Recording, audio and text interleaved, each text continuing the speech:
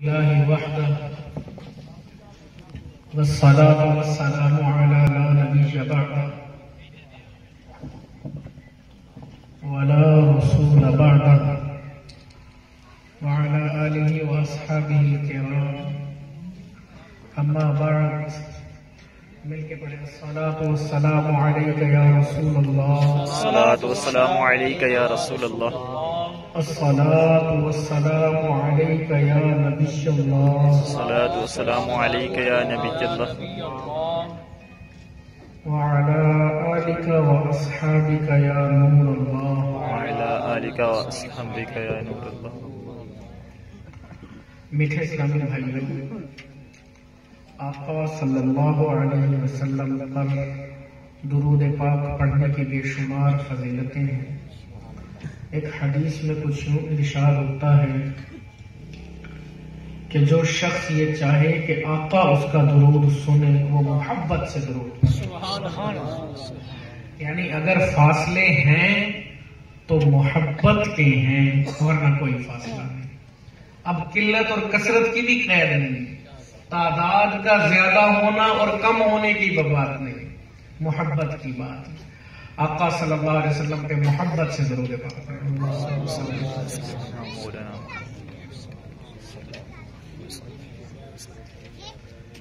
عزیزان محترم، موت ایک ایسی حقیقت ہے جس سے کوئی انکار نہیں کر سکتا، کوئی انکار نہیں کر سکتا۔ الموت قدح کل نفس شاربوها، اگر موت کوئی پیالہ ہے تو ہر شخص کو پینا پڑے گا۔ والموت باب کل نفس داخلوها، اگر موت کوئی دروازہ ہے تو ہر ایک کو اس میں داخل ہونا پڑے گا۔ لیکن یاد رکھیں، جب اللہ کے رسول کی محفل میں آ جائیں، اپنے دل کا ناطہ ہر چیز سے توڑ کے اپنے رب سے جوڑ دیں۔ آپ کے اللہ، اس کا قرآن، اس کا سننے کے علاوہ اپنا ذہن کی ساری توجہ کا مرکز ادھر رکھ کر اپنے رب کی بارگاہ میں حاضری کی اور اپنے رسول صلی اللہ علیہ وسلم پر محبت کے ساتھ درود کے علاوہ اور کوئی چیز نہیں۔ اس دنیا میں بے شمار لوگ آئے اور آتے ہیں اور روزانہ سینکڑوں ہزاروں لاکھوں چلے جاتے ہیں۔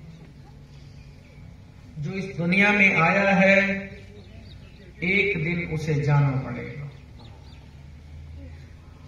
یہ موت ایک ایسی حقیقت ہے کہ جس سے انکار ممکن نہیں۔ موت ایک ایسی حقیقت ہے جس سے انکار ممکن نہیں۔ اس دھرتی پہ کیسے کیسے لوگ آئے، کیسی قومیں آئی، ذرا سوچے آج سے 100 سال پہلے کون رہتا تھا، اور آج سے 100 سال بعد یا ہم ہیں، 100 سال بعد کون ہوگا؟ جی آقا صلی اللہ علیہ وسلم نے فرمایا کفا بالموت واعظا، نصیحت کے لیے موت ہی کافی۔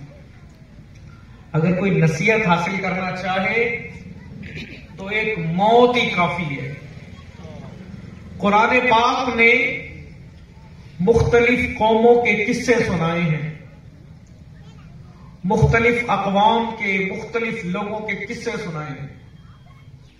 قوم عاد کا قصہ سنایا، کذبت ثمود وعاد بالقارعہ واما ثمود فاہلکوا بالطاغیہ واما عاد، اور وہ عاد کیا تھے؟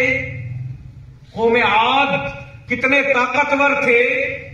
ارم ذات العماد، ان کے ڈیر ڈول ستونوں کی طرح تھے، جیسے بڑے بڑے ستون ہوتے ہیں اس طرح، اور اتنے طاقتور تھے یوں پہاڑوں کو انگلی مارتے یوں اور پہاڑ ٹوٹ جاتا۔ اللہ خود فرماتا ہے التی لم یخلق مثلها فی البلاد، میں نے اتنے طاقتور کوئی بنائے نہیں تھے۔ اور جب طاقت کا نشہ چڑھا تو کہنے لگے قالوا من اشد منا قوة، ہم سے طاقت میں کون بڑا، ہم سے طاقت میں کوئی بڑا نہیں، لے آؤ اللہ کو لڑ لے ہم سے۔ اللہ نے فرمایا اولم یروا ان اللہ الذی خلقهم هو اشد منهم قوة، اور جس نے تمہاری طاقت کو بنایا وہ طاقت میں تم سے زیادہ ہے۔ تمہاری طاقت کو کس نے بنایا؟ جس نے تمہاری طاقت کو بنایا وہ طاقت میں تم سے زیادہ ہے۔ اور پھر کیا ہوا؟ فَأَرْسَلْنَا عَلَيْهِمْ رِيحًا صَرْصَرًا، پھر ہوا چلی اور اس ہوا میں ایام نحسات لنذیقہم عذاب الخزي، اس ہوا میں اس طرح ہوا کہ وہ تنکوں کی طرح اڑتے پھرتے تھے۔ وہی ہوا جو زندگی کے لیے ضروری ہے، ہوا کیا ہے؟ زندگی کے لیے ضروری ہے، اور وہی ہوا اللہ نے اس طرح بنا دی اگر یہ کاربن ڈائی آکسائڈ آکسیجن نہ ہو جس میں ہم سانس لیتے ہیں تو ہم زندہ ہی نہ رہے، ایک سیکنڈ بھی زندہ نہ رہے، سانس نہ آئے اگلا ایک سانس۔ امام غزالی فرماتے ہیں لوگوں زندگی ہے کیا؟ ایک سانس جو اندر گیا اگر نہ نکلے تو تم ختم، اور جس کو لے رہے ہو اس کو لے نہ سکو پھر زندگی ختم۔ میرے بھائیوں آپ ٹماٹر اور آلو لائیں نا، اس کی گارنٹی ہو سکتی ہے، انسان کی کوئی گارنٹی نہیں۔ آلو اور پیاز کی گارنٹی دے سکتے ہیں کہ 3 دن چل جائے گا، 4 دن چل جائے گا، 10 دن چل جائے گا، انسان کی کوئی گارنٹی نہیں۔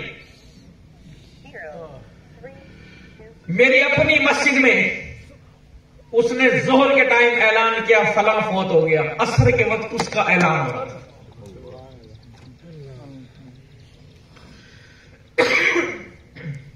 یہ قوم عاد تھی جو اپنے آپ کو طاقتور کرتی تھی۔ وَثَمُودَ الَّذِينَ جَابُوا الصَّخْرَ بِالْوَادِ، اور قوم سمود تھی جو پہاڑوں میں یوں ہاتھ مارتی غاروں میں رہا کرتی۔ آج بھی قوم سمود کے محلات موجود ہیں، آج بھی۔ انسان حیران ہے کہ ہزاروں سال پہلے، آج ہم جدید ٹیکنالوجی سے آج ہم پہاڑ ڈائنامائٹ سے توڑ دیتے ہیں۔ یہ جو شاہراہ قراقرم بنی ہے پاکستان میں، یہ پہاڑوں کے اندر سے راستہ نکالا ہے چینی پاکستانی انجینئرز نے۔ یہ کیسے بنی ہے؟ یہ ایسے بنی ہے کہ ڈائنامائٹ کے ساتھ پہاڑوں کو توڑا اور پھر انجینئرز نے بڑے کٹھن، اور 370 کے قریب انجینئرز اور بنانے والے اس میں مرے ہیں بنانے میں۔ آج انسان ڈائنامائٹ سے توڑ کے بنا رہا ہے، انسان حیران ہے آج سے ہزاروں سال پہلے انہوں نے کیسے بنا دیے۔ الذین جابوا الصخر بالواد۔ اور قرآن پاک میں موسیٰ علیہ السلام کا اور فرعون کا تو پورا قصہ آیا۔ اللہ عز و جل فرماتا ہے طاسیم تلک آیات الکتاب المبین، یہ کتاب مقدس واضح کتاب کی آیتیں ہیں۔ نتلو علیک من نبأ موسیٰ وفرعون بالحق، ہم تم پہ فرعون اور موسیٰ کی خبریں تلاوت کرتے ہیں۔ لقوم یؤمنون، تاکہ تم سمجھو۔ ان فرعون علا فی الارض، فرعون زمین پہ بڑا بنا ہوا تھا۔ وجعل اہلہا شیعا، اور جو اس کے ساتھ لڑنے والے تھے، یستضعف طائفۃ من یذبح ابناءہم ویستحیی نساءہم، وہ کیا کرتے؟ وہ بیٹوں کو ذبح کرتے، بیٹیوں کو چھوڑ دیتے۔ انہ کان من المفسدین، وہ زمین پہ فساد پھیلانے والے تھے۔ اس آیت میں عربوں پہ ایک لحاظ سے طنز بھی ہے، عرب بیٹیوں کو ذبح کرتے تھے نا، وہ بیٹوں کو ذبح کرتے تھے۔ فرعون نے خواب دیکھا تو اس کی تعبیر اسے یہ پتہ لگی کہ بنی اسرائیل میں ایک بچہ پیدا ہوگا جو اس کی سلطنت چھین لے گا، تو اس نے سلطنت بچانے کے لیے بنی اسرائیل کو مروانا شروع کر دیا۔ 1 سال میں 70 لاکھ یا 70,000 بچے مار دیے۔ پھر لوگوں نے کہا کہ حکومت کس پہ کرے گا؟ بنی اسرائیل تو غلام تھے ان کے، یہ غلاموں کو ہی مار دیں گے تو حکومت کس پہ کریں گے؟ تو پھر اس نے کہا 1 سال ماروں گا، 1 سال چھوڑوں گا، 1 سال ماروں گا، 1 سال چھوڑوں گا. جس سال مارنا تھا اللہ نے اس سال حضرت موسیٰ علیہ السلام کو پیدا کیا. سبحان اللہ سبحان اللہ فرماتا ہے وَنُرِيدُ أَن نَّمُنَّ عَلَى الَّذِينَ اسْتُضْعِفُوا فِي الْأَرْضِ. ہم نے ارادہ کیا کہ جنہیں کمزور بنایا ہے نَجْعَلُهُمْ أَئِمَّةً نَجْعَلُهُمُ الْوَارِثِينَ، ان کمزوروں کو حکمران بنا دیں گے. وَنُمَكِّنَ لَهُمْ فِي الْأَرْضِ وَنُرِيَ فِرْعَوْنَ وَهَامَانَ وَجُنُودَهُمَا كَانُوا يَحْذَرُونَ وَأَوْحَيْنَا إِلَىٰ أُمِّ مُوسَىٰ. اچھا موسیٰ علیہ السلام کی والدہ کا نام یوخانز تھا. حضرت موسیٰ کی والدہ کو اللہ کہتا ہے اس نے وحی کی ان ارضعہ، یہ جو بچہ ہے نا تیرا پیدا ہو، فَإِذَا خِفْتِ عَلَيْهِ فَأَلْقِيهِ فِي الْيَمِّ، اسے پانی میں ڈال دے. بچے کو پیدا ہوتے ہی باکس بنا، لکڑی کا باکس، اور لکڑی کے باکس ڈال کے اسے پانی میں ڈال دے. یہ واقعہ امیر اہل سنت حضرت الیاس قادری صاحب نے بھی لکھا ہے. اچھا باکس تو وہ عورت خود نہیں بنا سکتی تھی لکڑی کا، یہ تو کسی وڈ کٹر نہیں بنانا تھا، کسی لکڑی کے کام والے نہیں بنانا تھا. اس باکس والے نے باکس کو بنا کے دے دیا، پیسے لے لیے. 13 لاڈ ہے، اس کے بیٹا پیدا ہوا بنی اسرائیل میں، اور اس نے، اس کی ماں نے اسے مارنے کے بجائے اسے کیا کیا ہے؟ پانی میں ڈال دیا ہے. میرے سے باکس بنوایا، انعام لینے کے لیے بھی گیا ہو. جیسے ہی فرعون کے دربار میں پہنچا، پیش ہوا فرعون کے سامنے، اللہ نے قوت گویائی دی ہے نا، بولنے کی طاقت اللہ نے دی، اللہ نے چھین لی. اب ذرا دیکھیں بادشاہ کے دربار میں پہنچا اور اب اس نے اپنی بات کہنی تھی، قوت گویائی ختم، بولنے کی طاقت ختم. اب وہ کر رہا ہوں. اب بادشاہ کے دربار کی تو توہین نہیں ہو گئی ہے. جب واپس نکلا دربار سے باہر آیا، اب جو ہے وہ پھر قوت گویائی واپس آ گئی. اب ہوتا ہے نا بندہ کھسیانے ہو جائے، ایک پہلوان اگر ہار جائے نا کہتا ہے ایک موقع اور ایک موقع اور. اب وہ بندہ کہہ یہ کیا ہوگا میرے ساتھ، پتہ نہیں غلطی ہوگی کچھ ہو گیا ہوگا، چلو دوبارہ جاتا ہوں. دوبارہ گیا تو جیسے ہی دوبارہ پہنچا پھر قوت گویائی ختم. اب ذرا سوچیں ایک بڑے بادشاہ کا دربار ہو، جبار بادشاہ ہو، اور وہ فرعون بھی کون تھا جو کہتا تھا انی انا ربکم الاعلی، سب سے بڑا رب میں ہوں.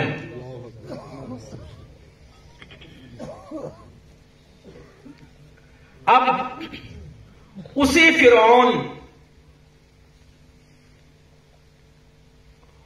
فرعون کا معاملہ دیکھیں جو سب سے بڑا رب کہلا رہا ہے. اس مالک الملک کی عظمت اور اس کی بڑائی دیکھیں. اب اس کی قوت گویائی ختم. تیسری دفعہ پھر وہ واپس ہی چلا گیا کہ میرے بس کی بات نہیں ہے بھائی، پتہ نہیں کیا ہو رہا ہے، اللہ بچانے والا. اب جب وہ باکس بہتا ہوا گیا ہے تو وہ موسیٰ علیہ السلام کا باکس اس کو دیکھا فرعون کی بیوی نے. وقالت امرأۃ فرعون، فرعون کی بیوی نے، امرأۃ فرعون، قرۃ عین لی ولک، اس نے کہا ہم اسے بیٹا بنا لیں، اسے آنکھوں کی ٹھنڈک بنا لیں. لا تقتلوه عسى ان ينفعنا او نتخذه ولدا وهم لا يشعرون. لیں ذرا اندازہ کریں وہ فرعون جو حضرت، اچھا موسیٰ کا مطلب ہوتا ہے پانی سے نکلا ہوا. یہ موسیٰ کا نام بھی انہوں نے ہی رکھا کہ موسیٰ، یہ تو پانی سے نکلا ہوا ہے، تو پانی سے نکلے ہوئے عبرانی زبان میں کہتے ہیں موسیٰ، تو ان کا نام ہی موسیٰ رکھ دیا کہ یہ تو پانی سے نکلا ہے. پانی سے نکلا ہے نا باکس. قرآن میں سب سے زیادہ مرتبہ حضرت موسیٰ کا نام ہے، 243 مرتبہ. تو اسے اس کا نام ہی موسیٰ رکھتے ہیں، تو موسیٰ ہے. اب دیکھیں اس مالک کی عظمت دیکھیں. وہ فرعون جو 70,000 بچے ذبح کر چکا، اللہ اس کے سینے پہ موسیٰ کو پال رہا ہے. تو بچے قتل کر رہا تھا اور تو دنیا بھر کے بچے قتل کر رہا تھا، اب دیکھ تیرے سینے پہ اسے پالوں گا. اور وہیں پل رہے ہیں حضرت موسیٰ علیہ السلام. اور کیسے پل رہے ہیں؟ اللہ نے موسیٰ کی ماں کو کہا تھا فَإِذَا خِفْتِ عَلَيْهِ فَأَلْقِيهِ فِي الْيَمِّ وَلَا تَخَافِي وَلَا تَحْزَنِي. خوف نہ کریو، غم نہ کرنا. خوف اور غم میں کیا فرق ہے؟ ویسے کہنے کو تو ایک ہی چیزیں ہوتی ہیں، لیکن خوف ہوتا ہے آنے والی چیز کا. خوف کس کا ہوتا ہے؟ مستقبل میں کہیں ایسا نہ ہو جائے، ایسا نہ ہو جائے، اس کا ہوتا ہے خوف اور غم ہوتا ہے گزری ہوئی چیز کا، کاش اس وقت میں اس کے بجائے یہ کر لیتا۔ اللہ نے کہا موسیٰ کی ماں لا تخافی ولا تحزنی، نہ تو خوف کر نہ تجھے غم ہوگا، ان رادوہ الیک، ہم اسے تیری طرف لوٹا دیں گے، وجاعلوہ من المرسلین، اور اسے نبیوں سے بنا دیں گے۔ ذرا اندازہ کریں، وہ دنیا کا سب سے بڑا طاقتور فرعون ذو الاوتاد، سولیوں والا فرعون، اب وہ کیا کر رہا ہے؟ اپنے سینے پہ موسیٰ کو پال رہا ہے۔ حضرت موسیٰ علیہ السلام، قتیل شفائی نے برگد لکھی ہے، آپ کا نام ہے برگد، اس میں وہ لکھتا ہے کہ اس اللہ کی عظمت کے دل دیکھو کہ فرعون کے گھر موسیٰ پل رہا ہے۔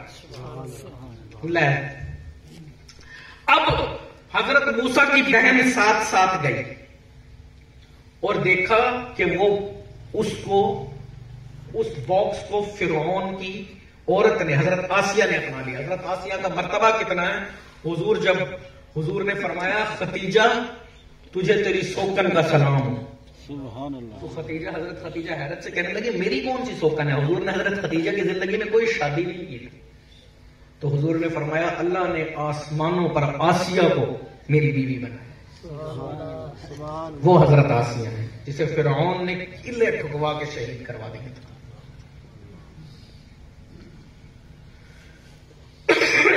میرے دوستو کیا ہوا ہے؟ اب وہ بہن ساتھ ساتھ آئی ہے حضرت موسیٰ کو، وَحَرَّمْنَا عَلَيْهِ الْمَرَاضِعَ مِن قَبْلِ، یہ قرآن میں غزالی کہانی بنا رہا ہے۔ اللہ کہتا ہے میں نے اس کا دودھ سب کے لیے حرام کر دیا۔ اب اس کو دودھ پلانے کی کوشش کی تو وہ دودھ نہ پیے، تو انہیں کی بہن نے یہ صلاح دی فرعون کی عورت کو، فرعون کی عورت حضرت آسیہ کو، کہ ایسا کر اعلان کر دے کہ جس شخص کا دودھ اس نے پکڑ لیا اسی کو سرکاری آیا رکھ لیں گے۔ ہم بھی کہتے ہیں نا گورنمنٹ جاب، تو وہ گورنمنٹ جاب کا اعلان ہو گیا، عورتوں کی لائن لگ گئی اور وہ بہن جا کے ماں کو بھی بلا لائی، اسی لائن میں ماں کو کھڑا کر دیا۔ اب وہی ماں لائن میں کھڑی ہوئی ہے، جیسے ہی حضرت موسیٰ کی والدہ اسے لیتے ہیں وہ چپ ہو جاتے ہیں، دودھ پلانے لگتے پینے لگے۔ اللہ نے کہا تھا کیا؟ وَحَرَّمْنَا عَلَيْهِ الْمَرَاضِعَ مِن قَبْلِ فَقَالَتْ هَلْ أَدُلُّكُمْ عَلَىٰ أَهْلِ بَيْتٍ يَكْفُلُونَهُ وَهُمْ لَهُ نَاصِحُونَ فَرَدَدْنَاهُ إِلَىٰ أُمِّهِ كَيْ تَقَرَّ عَيْنُهَا، اللہ کہتا ہے میں نے وہ بیٹا دوبارہ ماں کی طرف لوٹا دیا کہ آنکھ کی ٹھنڈک بنے۔ سبحان اللہ۔ میرے میٹھے اسلامی بھائیوں، ہماری توحید اللہ پہ اعتقاد ہی درست نہیں، دنیا میں کوئی ہمیں نقصان نہیں پہنچا سکتا، نہ قسمی دہاند نہ قسمی دہد، خدا می دہاند خدا می دہد۔ اگر اللہ ہمارے ساتھ نہیں، اللہ کی مرضی نہیں تو ہمیں کوئی نقصان نہیں دے سکتا، اللہ کی رضا ہو تو ہمیں کوئی فائدہ دے گا ورنہ ہمیں کوئی فائدہ نہیں دے سکتا۔ چھوٹے چھوٹے فائدوں کے لیے اور چھوٹے چھوٹے نقصانوں کی پرواہ ہوتی ہے، اصل نقصان یہ ہے کہ بندہ اللہ کی مرضی کے کام نہ کرے۔ ہمارے علامہ مجاہد صاحب نے کہا کہ صحابہ کرام اہل بیت پہ بھی گفتگو کر رہے ہیں، فوت کی موت اور زندگی کے تناظر میں باتیں کر رہے ہیں۔ حضرت علامہ صاحب کا تو مانی ہے بات، تو قبلہ آئیں، یہ زندگی کیا ہے میٹھے اسلامی بھائیو، یہ موت کیا ہے، ذرا سمجھیں۔ ہائے ہائے ہائے، حضرت سعد بن ابی وقاص رضی اللہ عنہ، حضرت یہ وہ صحابی ہیں جس پہ حضرت علی کہتے ہیں میرے دل میں خواہش آئی کہ علی علی نہ ہوتا سعد ہوتا۔ کسی نے کہا یا علی اتنا مرتبہ، ایسی کیا بات ہے سعد میں؟ آپ نے فرمایا حضور احد میں تیر اٹھا اٹھا کے اسے دے رہے تھے اور کہہ رہے تھے اے سعد تیر چلا میرے ماں باپ تجھ پہ قربان، یا سعد ارمی فدا کا ابی و امی۔ یہاں میرے دل میں خواہش آئی کہ علی علی نہ ہوتا سعد بن ابی وقاص کی جگہ کھڑا ہوتا۔ کیا عظیم لفظ حضور نے فرمایا۔ چھٹے نمبر پر سعد بن ابی وقاص اسلام لائے، بنو امیہ سے تھے، لیکن ابتدائی طور پہ سب سے پہلے اسلام کے لیے لڑے، ہوتا نا بہادر نوجوان تھے، کوئی مسلمان کو مار رہا تھا یہ آئے اور ہڈی اٹھائی اور اسے ہی مارنا شروع کر دیا، تو اسے کیوں مارتا ہے؟ جوان خون ہوتا ہے نا، بعض برداشت نہیں کر پاتے۔ پہلی بار اسلام کی راہ میں خون بہانے والے لیے سعد بن ابی وقاص۔ کسی نے پوچھا سعد آپ پہ تو علی کو بھی رشک آیا، آپ کو بھی کسی پہ رشک آیا؟ تو انہوں نے کہا مجھے عبداللہ بن جحش پہ رشک ہے۔ کہا ان کی کیا بات تھی؟ انہوں نے کہا احد کے میدان میں وہ بھی اکٹھے ہوئے اور میں بھی اکٹھے ہوا، میں بھی تھا اور وہ بھی تھا، انہوں نے بھی دعا کی، میں نے بھی دعا کی، انہوں نے بھی ہاتھ اٹھائے، میں نے بھی ہاتھ اٹھائے، تو میں نے کہا چلو پہلے تم دعا کر لو، ہماری بڑی دوستی تھی۔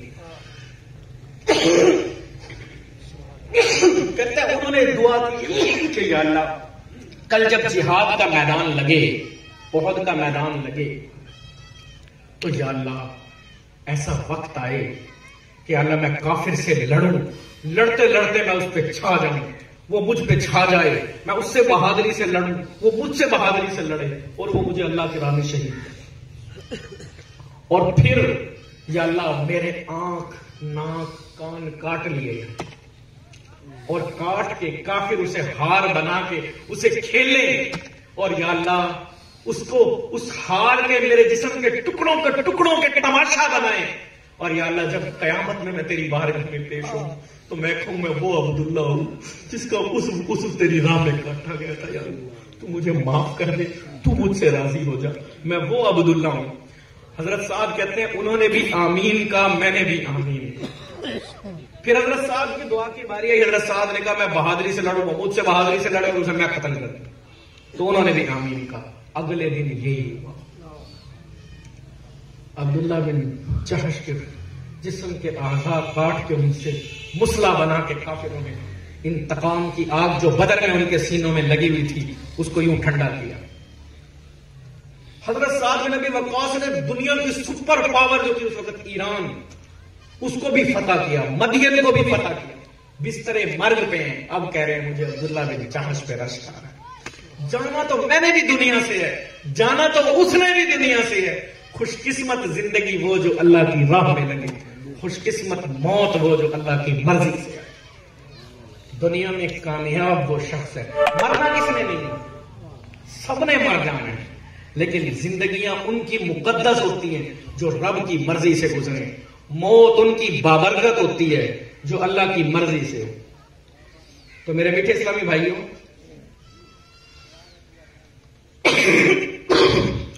میرے میٹھے اسلامی بھائیوں، آپ اور میں غور کریں کہ ہم کیسے زندگی گزار رہے ہیں۔ خدا کی قسم میں صحیح کہہ رہا ہوں، ہم موت کی محفلوں میں بھی جا کے موت کی پرواہ نہیں کرتے، تیجے اور 40ویں میں جا کے، جنازے میں جا کے میت کو دفناتے ہوئے دفنانے والے کے دل میں بھی صحیح معنی میں یہ احساس نہیں ہوتا کہ میں نے مر جانا ہے۔ اگر یہ احساس ہو جائے نا تو گناہ کرنا مشکل ہو جائے، نیکی کرنا آسان۔ اگر یہ احساس ہو جائے کہ میں نے رب کی بارگاہ میں پیش ہونا ہے، 1 منٹ صرف آپ کو میں درخواست کر رہا ہوں، 1 منٹ کبھی تنہائی میں بیٹھ کے سوچیں، سب ٹھاٹ پڑا رہ جائے گا جب لاج جلے گا بنجار۔ یہ میرا جسم جس کو میں سنوارتا ہوں یہ ٹنوں مٹی کے نیچے ہوگا، ایک دفعہ کبھی بیٹھ کے سوچیں، ٹنوں مٹی کے نیچے دفن ہوگا۔ ہائے جہاں میں ہے عبرت کے ہر سو نمونے، مگر تجھ کو اندھا کیا رنگ و بو نے، کبھی غور سے بھی یہ دیکھا ہے تو نے، جو آباد تھے وہ مکان اب ہے سونے۔ ہے حقیقت بات یہ ہے، جوانی میں یہ یقین ہی نہیں آتا کہ میں مر جاؤں گا، میں نے مرنا ہے، نہ وہ مرے گا، وہ مرے گا، وہ مرے گا، وہ مرے گا، میں تھوڑی مروں گا۔ اور پھر ایک دن آتا ہے کہ قضا نے نہ کسرا ہی چھوڑا نہ دھارا، اسی سے سکندر صفاتے بہارا، ہر ایک لے کے کیا کیا نہ حسرت سدھارا، پڑا رہ گیا سب یوں ہی ٹھاٹ سارا، جگہ جی لگانے کی دنیا نہیں ہے، یہ عبرت کی جا ہے تماشا نہیں ہے۔ ہاں بڑی دھوم تجھ کو رہوں سب سے اعلیٰ، ہو زینت نرالی ہو فیشن نرالا، تجھے حسن ظاہر نے دھوکے میں ڈالا، یوں ہی کیا جیا کرتا ہے مرنے والا۔ ایک بار یہ زمینیں بنائی، جائیدادیں اکٹھی کی، محل کھڑے کیے، اور جناب بڑے بڑے، پھر کیا ہوا؟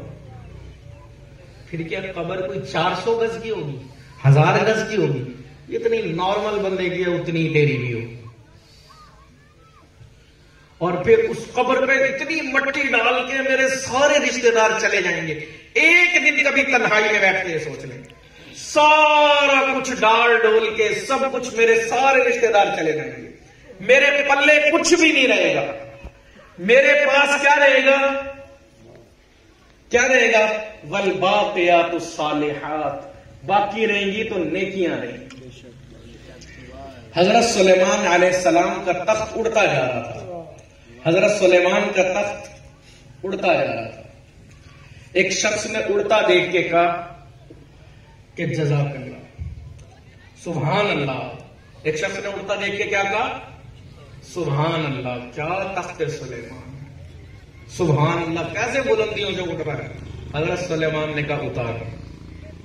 اس شخص کے پاس اترے اور کہا کہ ایک وقت آئے گا کہ سلیمان کی سلطنت مٹ جائے گی, اگر باقی رہے گا تو تیرا یہ سبحان اللہ کا ثواب بھی باقی. وَيَبْقَى وَجْهُ رَبِّكَ ذِي الْجَلَالِ وَالْإِكْرَامِ, کوئی گل باقی رہے گا نہ چمن رہ جائے گا, بس رسول اللہ کا دین حسن رہ جائے گا.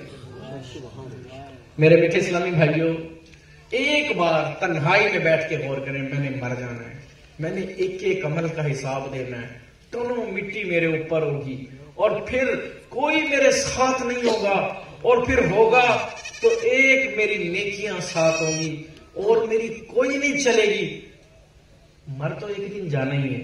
حضور نے فرمایا جو موت کو زندگی میں یاد رکھتے ہیں, موت کو جو زندگی میں یاد رکھتے ہیں, جی جو غفلت کی زندگی گزارتے ہیں انہیں موت نہیں یاد رکھتی. ایک تعداد ہے, ایک تعداد 20 دفعہ یا اتنی دفعہ فرمایا جو اتنی مرتبہ موت کو یاد کرے وہ شہید کی موت مرا. کیوں؟ کیونکہ موت کو یاد کرنے سے ایک ہم سو کالڈ زبان کی نوک سے موت موت کہہ رہے ہیں, یہ نہیں ہے. یقین کرو موت کی تقریریں کر کے سن کے موت نہیں, ایک دفعہ ضمیر سے اندر سے پوچھ کے تنہائی میں دیکھیں, پھر اندازہ ہوگا موت کیا ہوتی.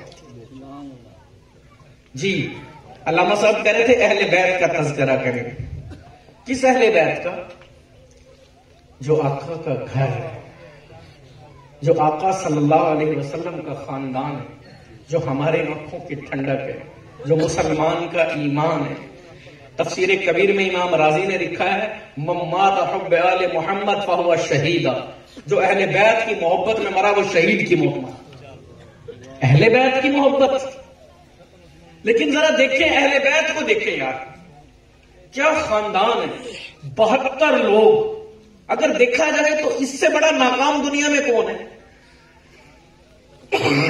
اس سے بڑا کوئی ناکام ہے دنیا میں؟ اپنے آپ کو کٹوا لیا, اپنے خاندان کے ہر نوجوان کو کٹوا لیا, سارے کے سارے شہید, اپنے سارے پیار کرنے والے کو کٹوا لیا, 72 شہید ہو گئے. یہ تو ناکام ترین دنیا میں لوگ ہونے چاہیے تھے, انہیں تو دنیا کے ناکام ترین لوگ کہنا چاہیے تھا. ہائے ہائے. لیکن جوش علی آبادی نے کہا کاٹ سکتا ہے رگے خنجر سے, رگے گردن سے خنجر آدمی. کہتے ہیں حسین نے تبدیل کر دیا پیمانہ, رگے یار خنجر سے گردن کٹتی ہے, وہ کہتے ہیں نہیں کاٹ سکتا ہے رگے گردن سے خنجر آدمی. کہتے ہیں حسین نے خنجر کو کاٹنا سکھا دی, گردن نہیں شہید ہوئی, زندگی ملی, اور اسلام زندہ ہوتا ہے ہر کربلا کے بعد. سارے پیمانے تبدیل کر دیے. اگر اللہ کے لیے کٹ رہا ہے, اللہ کے لیے مر رہا ہے, اللہ کے لیے جان دے رہا ہے, تو جسم کے ٹکڑے ہو جائے اس پہ گھوڑا دوڑا دے تو کامیاب. اور بے غیرتی کی زندگی گزار رہے تو وہ زندگی نہیں, شرمندگی. اور بے غیرتی کی زندگی کیا ہے جی؟ اگر میں, اللہ مجھے معاف کرے, اگر میں اللہ کے حکموں کے مطابق زندگی نہیں گزار رہا, میری بے غیرتی کی زندگی. اگر 5 نمازیں میں رب کے آگے نہیں جھکتا, میری زندگی شرمندگی ہے. پتہ نہیں میرے سے کیا گناہ ہوا, میرے رب کو میرا سجدہ پسند نہیں, اس کے آگے جھکنا پسند. اگر میں نے اپنی زندگی میں قرآن کو شامل نہیں کیا تو مجھے شرمندہ ہو جانا چاہیے.